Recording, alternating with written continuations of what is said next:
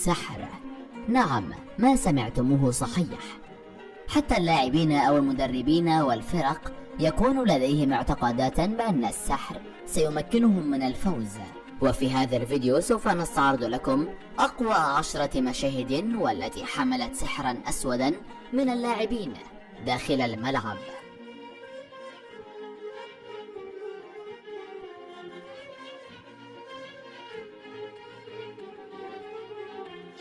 التقطت عدسات الكاميرا هنا أثناء عملية إحماء اللاعبين قبل بداية المباراة.